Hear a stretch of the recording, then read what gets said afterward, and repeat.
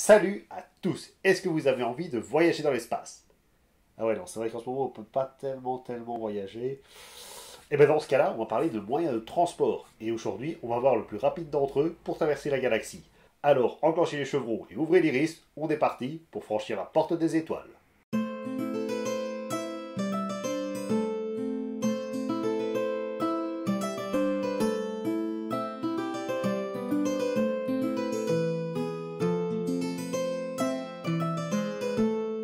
Ah, Stargate. Alors pour ceux qui ne connaissent pas, c'est à la base un film de Roland Emmerich avec Kurt Russell et Daniel Spader, suivi d'une série avec MacGyver et de deux spin-offs.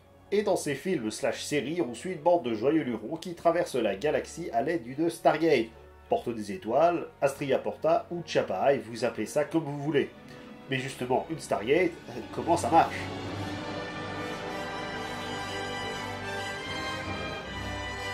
Dans un premier temps, attardons-nous sur l'engin. La Stargate est circulaire et est composée de 39 glyphes. Alors, il y a une différence entre les portes de notre galaxie et celles des autres galaxies. Celles de la Voie lactée contiennent bien 39 symboles, tandis que les autres n'en contiennent que 36. Faut croire qu'il y a moins d'étoiles dans les autres galaxies, parce que, en effet, ces symboles servent à composer l'adresse de la seconde Stargate, grâce à 7 points dans l'univers. Pour aller plus dans le détail, imaginez un cube. Maintenant, prenez le point central de chacune des faces et reliez-le avec le point se trouvant en face. Maintenant, vous vous retrouvez avec trois lignes, et bien à l'intersection de ces trois lignes, vous trouvez la seconde porte des étoiles. Mais tu as parlé de 7 symboles. Exactement, ça fait plaisir de voir qu'il y en a qui suivent. Le septième symbole représente le point d'origine, l'adresse de la première Stargate. Mais du coup, que représentent ces symboles? Eh bien, la majeure partie d'entre eux représentent des constellations. Ce qui est cool sur le papier, mais quand on y réfléchit bien, n'a aucun sens. Tu comptes développer? Bah déjà, les constellations, c'est un truc qui est très humain. Et même si on verra qu'il y a un lien entre les créateurs des Stargate et la race humaine, bah il n'y a pas vraiment de lien entre les constellations et les créateurs des Stargate. Oui, enfin, pour être exact, on interprète ça comme étant des constellations. Mais pour les créateurs de la porte, il s'agit en réalité de syllabes. Et les 6 symboles représentent le nom de la planète. Par exemple, cette planète s'appelle Traclarouche Taonas, ce qui signifie perdu dans les flammes ou terre de feu. donc c'est pas plus des constellations qu'un alphabet. Et le dernier symbole représente le point d'origine et est propre à chaque planète. Celui de la Terre est d'ailleurs le célèbre, présent dans le titre, et qui représente une pyramide avec au-dessus un soleil. Soleil qui lui représente Ra, le dieu qui dirigeait la Terre à l'époque. Encore une fois, quand on connaît la véritable origine des Stargate, ça fait beaucoup moins de sens. Là, je dois bien te donner raison, à moins qu'ils aient changé le symbole entre temps. Pour composer l'adresse, une Stargate est souvent fournie avec un DHD pour Dial Home Device, ou en français, appareil pour appeler la maison. C'est E.T. qui aurait été content d'en avoir un. Maintenant qu'on sait comment ça fonctionne, qu'est-ce qui se passe quand on entre une adresse valide? Eh bien, entre les deux portes des étoiles se crée un trou de verre. Alors, les trous de verre, il y a des gens qui sont beaucoup plus scientifiques que moi et qui pourront en parler beaucoup mieux. Les personnes ou les objets envoyés à travers le Stargate sont dématérialisés, voient leurs atomes être séparés avant d'être réassemblés de l'autre côté sans trop de problèmes. Rassurez-vous, il y a peu de chances pour que vous soyez remonté à l'envers.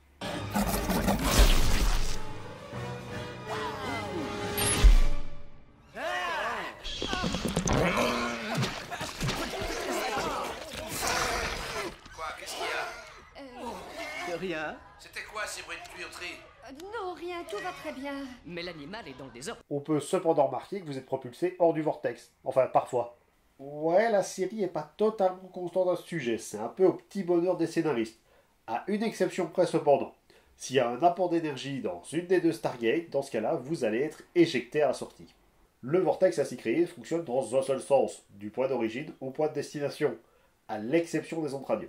Ce qui est surtout un raccourci pour faciliter les communications dans le récit. Indeed. Tant que de la matière ou une onde sonore traverse le vortex, ce dernier reste ouvert. Dans le cas contraire, il se ferme après quelques secondes. La durée maximale d'un vortex, cependant, est d'environ 38 minutes. Durée qui peut être dépassée si on y apporte suffisamment d'énergie. Et quand on dit suffisamment, c'est pas 3 piles AA, ni même 3 centrales nucléaires à plein régime. Dans quelques rares cas, le vortex peut s'interrompre malgré le fait que quelqu'un ou quelque chose le traverse. C'est le cas si la source d'énergie de la Stargate d'origine est brusquement coupée. Dans ce cas, le corps est gardé en mémoire dans la porte d'arrivée, un peu comme la RAM d'un ordinateur. Une mémoire qui s'effacera si un nouveau trou de verre est connecté à la porte. Et si vous voulez savoir comment est-ce qu'on se sort de ce genre de situation, Il faut faire croire à la porte qu'on a créé un trou de verre sans réellement créer de trou de verre. M'en demandez pas plus. Maintenant qu'on a vu en long, en large et en travers comment fonctionnaient les Stargate, on peut enfin se pencher sur ceux qui les ont créés.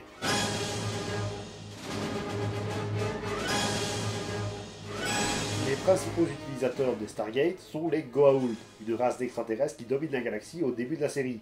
Alors on va pas trop s'attarder sur eux parce que bien évidemment, ils pourraient faire l'objet d'une vidéo à eux seuls. Donc quelques points seulement. Les Goa'uld sont une sorte de verre qui se place à l'arrière du crâne pour prendre possession de votre esprit. Et ils ont une technologie que l'on pourrait qualifier de divine si on était des êtres peu évolués et influençables. Genre les gens de l'Antiquité ? Bingo! Même si on a eu des Goa'uld inspirés de la mythologie grecque ou de la mythologie japonaise, la majeure partie sont de dieux égyptiens, dont notamment le principal dirigeant de la Terre à l'époque, Ra. Les Goa'uld dirigent la majeure partie des planètes de la galaxie, maintenant les humains à un niveau de connaissance faible pour les garder sous leur botte. Et malgré le fait qu'ils aient des vaisseaux capables de voyager sur de très longues distances très vite, ils ont préféré prendre les Stargate qui sont quand même relativement plus rapides. 3 secondes le voyage environ. Alors c'est bien intéressant tout ça, mais c'est pas eux qui les ont créés. Oui je sais, je faisais juste une blague Jaffa. Un garde-serpent, un garde-cheval et un garde-sétèche se retrouvent sur une planète neutre. La tension monte vite. Les yeux du garde-serpent brillent. Le bec du garde-cheval scintille. Et le nez du garde-sétèche dégouline. Cette blague me fait rire à chaque fois. Mais c'est pas drôle. Non, mais c'est pas que c'est pas drôle, c'est que c'est pas une blague. Non mais tu comprendras mieux quand on parlera de Sétèche. Bon, revenons aux moutons. Si les premières planètes visitées sont issues d'une bibliothèque Goa'uld, les péripéties de nos tauris préférés vont très vite les amener à avoir d'autres adresses, des mondes que les Goa'uld n'ont jamais visités. Donc pour savoir qui sont les créateurs des Stargate, on va devoir aller beaucoup plus loin. Et on va donc arriver aux Alterans, aussi connus sous le nom d'Anciens, qui sont une race d'extraterrestres qui vivaient dans une galaxie fort lointaine, avant d'atterrir sur Terre et de donner naissance aux humains. Alors pour être exact, ils ont quitté leur galaxie pour venir dans la nôtre, pour la quitter pour la galaxie Pégase, pour revenir dans la nôtre avant de disparaître totalement. Alors ils n'ont pas tant disparu qu'ils ont atteint l'ascension, d'autres formes d'existence. Mais bon, le plus important c'est que c'était une race technologiquement très avancée, et bel et bien les créateurs des Stargate. Ils avaient même prévu de créer un réseau à travers toutes les galaxies, puisqu'ils y ont envoyé des vaisseaux, l'un posant des Stargate, et le suivant partant à l'exploration de ces nouvelles galaxies. Ce qui fait qu'il y a plusieurs Stargate à travers l'univers, et on va voir lesquels.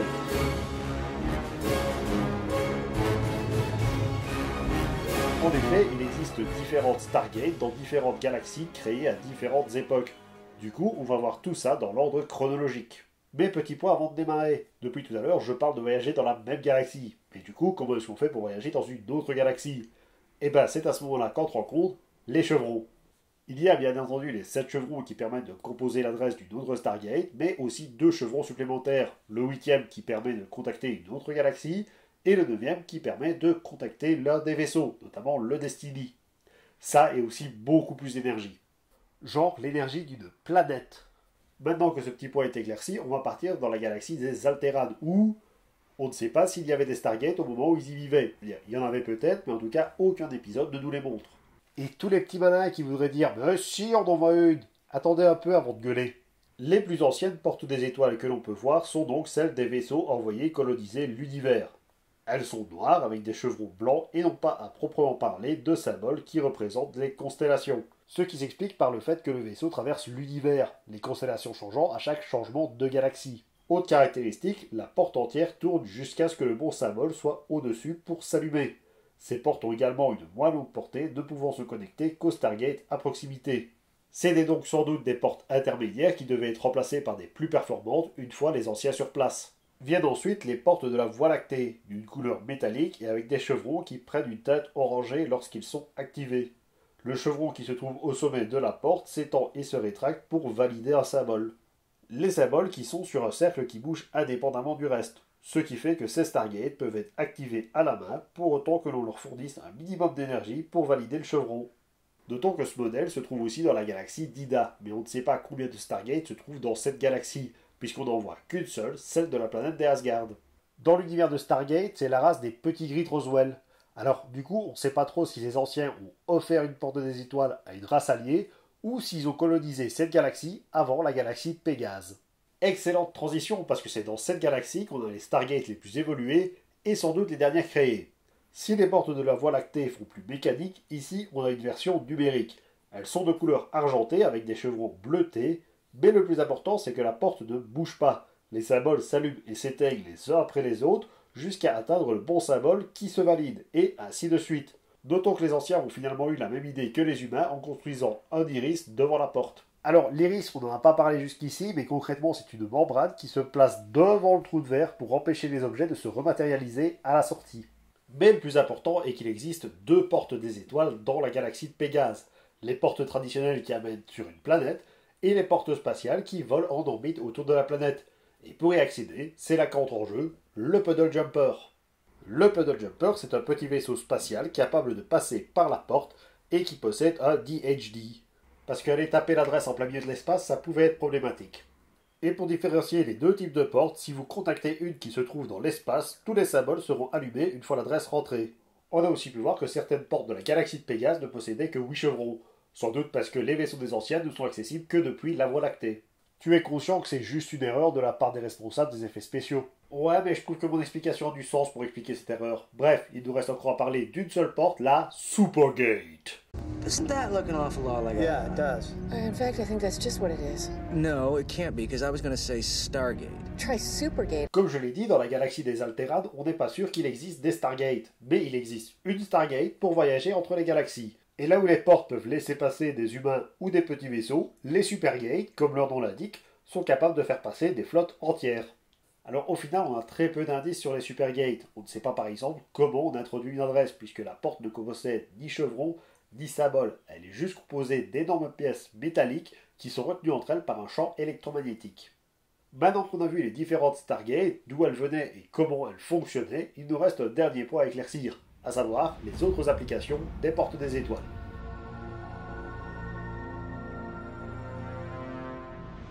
On a vu tout au long des aventures de nos héros d'autres applications pour la porte des étoiles, volontaires ou non. Mais il est bon de préciser que, de base, les Stargates possèdent un protocole de sécurité pour empêcher certains événements d'arriver. C'est notamment le cas si le vortex passe à travers un soleil. Parce que déjà, c'est chaud, mais aussi parce que ça peut changer la masse du dit soleil, et changer ainsi la lumière produite. On le sait parce que les humains ont eu la bonne idée de contourner les protocoles de sécurité. Autre application qui a été utilisée beaucoup de fois, le voyage dans le temps.